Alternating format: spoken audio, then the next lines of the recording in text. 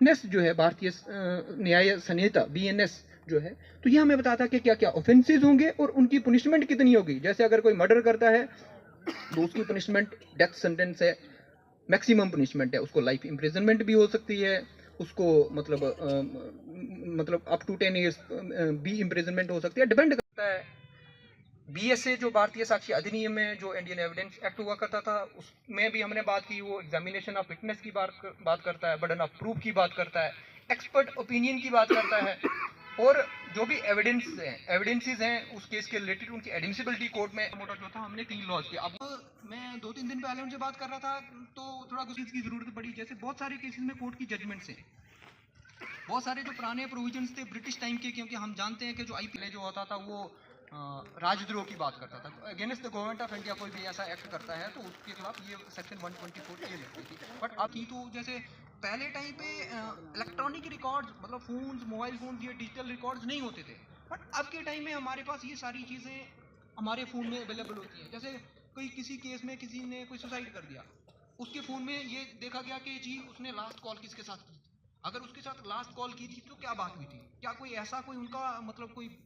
बहस हुई थी जिसकी वजह से उसको प्रूव डील करती है मॉब लिंचिंग। कि अगर 5 लोग या 5 से ज़्यादा लोग किसी भी, मैंने पहले ही बोला, किडनैपिंग हो गया, थेफ्ट हो गया, एक्सटॉर्शन हो गया, डकैती हो गया, तो ये सारी चीज़ें में 5 से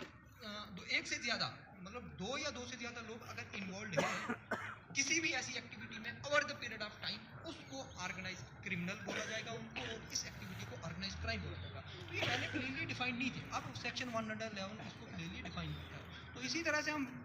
एक एक करके सब नई जो सेक्शंस ऐड हुई हैं, जो डिलीट हुई हैं, उन पे बात करेंगे। मैं लेकिन जनरल आपको एक ओवरव्यू देना चाहूँ। जब कोर्ट में बात जाती है तो उसकी लड़की के नाम पे विशाखा गाइडलाइंस 1997 में कोर्ट ने मतलब बताई कि वर्क प्लेस पे कैसे वुमेन्स को ट्रीट किया जाना चाहिए। सेक्शन 69 करके है BNS की, वो कहती है कि अगर कोई भी इंसान डिसीटफुल मीन्स से, अगर मतलब भारतीय न्याय संहिता उसमें एक नई सेक्शन डाली गई है कि अगर कोई भी इंसान किसी भी बच्चे को उसको हायर करता है या तो उसको मतलब किसी ऐसे मकसद के लिए यूज़ करता है, इंगेज करता है या एम्प्लॉय करता है कोई ऑफेंस कमिट करने के लिए, तो उस इंसान को भी 10 साल तक की सजा हो सकती है। तो देखो क्लियर कट, मत किसी को भी इंस्टिगेट करते हैं कि ये क्राइम, कोई क्राइम करने के लिए, उसमें भी 3 चीज़ें हैं, या तो इंस्टिगेट करते हैं, या तो किसी भी क्रिमिनल XYZ कोई भी इंसान है उसके साथ मेरी नहीं बनती है और मैं तो सोच रहा हूँ कि उसका मर्डर कर दूँ। लॉज आए हैं इनके बारे में अवेयर करें, तो इन्होंने बड़ा डिटेल में आप सभी लोगों को समझाया है जो भी हमारे नए 3 लॉज आए हैं उनके बारे में। और मुझे मैं आज के इस कैंप के बारे में जस्ट ये कहूँगा, क्योंकि भारत सरकार ने नए 3 कानून जो हैं उनको लागू किया था, और पुराने कानून जो थे उसमें कुछ मॉडिफिकेशन वगैरह हुई थी,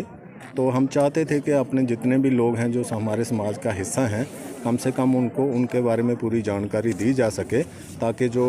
कोई क्राइम करता है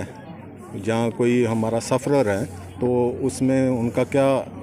एक्शन जो हो सकता है, या किसी का नए जो लॉज इंट्रोड्यूस हुए हैं उनके मुताबिक उनका कौन सी कार्रवाई जो है कैसे की जा सकती है, इनके बारे में बताना एक मकसद था। जैसे बहुत सारी चीज़ें अभी नई इंट्रोड्यूस हुई हैं, 0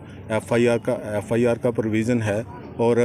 इसके साथ साथ जैसे टाइमली जो इन्वेस्टिगेशन का प्रोविज़न रखा गया है, ये सारी चीज़ें जो है न्यू लॉज में आई हैं, और इनके बारे में हम चाहते थे कि लोगों के साथ बात हो ताकि वो अपने समाज में इन चीज़ों को लेके जाएं और लोगों को बताएं उनके बारे में।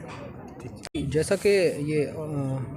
गवर्नमेंट ऑफ इंडिया की डायरेक्शंस थी कि जो भी नई क्रिमिनल लॉज लाई गए हैं इनके बारे में नोक एंड कॉर्नर में अक्रॉस द कंट्री अवेयरनेस लोगों को दी जाए,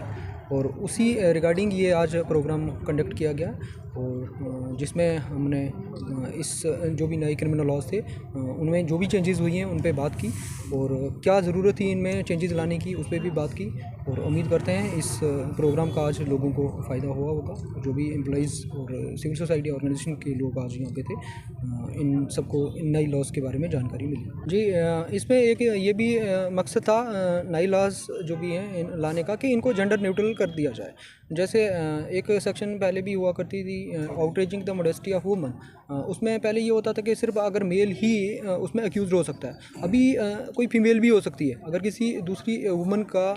कोई ऐसा करती है जिससे उसकी मॉडेस्टी को आउटरेज किया जाता है, तो उसमें वो भी वुमन को भी अक्यूज़ ठहराया जा सकता है। तो एक तो इनको जेंडर न्यूट्रल कर दिया जाएगा। बाकी दूसरी ये बात है कि इनको स्ट्रक्चरल कर दिया गया है। जैसे अगर बात करें पहले आईपीसी में कोई भी मतलब जो वुमेंस के रिलेटेड या चिल्ड्रंस के रिलेटेड स्कैटर्ड लॉज थे। अब क्या कि चैप्टर 5 जो है बीएनएस का वो offences against women and child की बात करता है। तो एक ईज़ हो जाती है कि उनके जो अलग एक ही जगह वो चीज़ें दी गई हैं, समझने में भी मदद होती है। और नई भी जो सेक्शंस ऐड की गई हैं, जैसे मैंने बात की सेक्शन 69 जो है बीएनएस की है, डिसीटफुल मीन्स का यूज़ करना या फॉल्स प्रॉमिस से किसी वुमन के साथ सेक्सुअल इंटरकोर्स करना, उस अक्यूज़ को 10 साल तक की सज़ा मिल सकती है। तो इन नई चीज़ों को ऐड किया गया है। चिल्ड्रन के रिलेटेड जैसे मैंने सेक्शन 95 बीएनएस की बात की, हायरिंग एम्प्लॉइंग और engaging any child to commit an offence, तो उसमें भी जो बंदा ऐसा इस केस में इन्वॉल्व होता है तो उसको भी 10 साल तक की सज़ा हो सकती है। तो काफ़ी अच्छी चीज़ें हैं जो ऐड की गई हैं, जो टाइम के साथ ऐड होनी चाहिए थी। और उम्मीद करते हैं कि ये अवेयरनेस जो भी लोगों के मंग दी गई है, इसका फ़ायदा लॉन्ग टर्म के लिए। जी, मोस्टली हमारी कंट्री में भी डेथ सेंटेंस को फॉलो किया जाता है। और जो भी सुप्रीम कोर्ट की डिफरेंट जजमेंट्स हैं इसको लेकर, जैसे जिसमें बताया गया कि जो डेथ सेंटेंस में rarest of the rare cases में यूज़ की जाएगी। और वही इन नई लॉज में भी है कि हीनियस क्राइम्स जो भी हैं उनमें डेथ सेंटेंस का प्रावधान। जुवेनाइल लॉज में भी कुछ चेंजेस हुई? जुवेनाइल लॉज में जैसे चिल्ड्रन को लेकर मैंने बात की कि वो सेक्शन 95 की बात की, वो है। सेक्शन 99 भी है जो चिल्ड्रन को वो हायर करके प्रोस्टिट्यूशन में यूज़ करना, उसके रिगार्डिंग भी सेक्शन 99 बीएनएस डाली गई है, जिसमें अक्यूज़ड को मतलब सज़ा मिल सकती है। जी, देखिए वही प्रोसेस है, वही आज लोगों से भी ये इंटरेक्ट करने का मौका मिला तो बताया गया कि कोई भी केस है उसमें जब तक विटनेसेस नहीं होंगे तो वो केस अधूरा रह जाता है। तो जैसे सेक्शन 358 बीएनएसएस की विटनेस प्रोटेक्शन स्कीम की बात करती है, तो उम्मीद करते हैं कि लॉन्ग टर्म के लिए ये सारी चीज़ें जो भी हैं, जो भी कोर्ट पेंडेंसी है उसको कम करेगी और जस्टिस जो है टाइमली लोगों को मिलेगी। देखो अभी जो सेक्शन वो है डाउरी रिलेटिव जो भी है, डाउरी डेथ्स की अगर बात करें तो सेक्शन 80 बीएनएस की डील करती है। और उसमें जो भी 7 साल के अंदर अगर किसी भी वुमन का डेथ होता है और उसमें ऐसी चीज़ें सामने आती हैं कि उसको टॉर्चर किया गया था डाउरी के रिलेटेड, तो उसमें जो भी अक्यूज़ड है,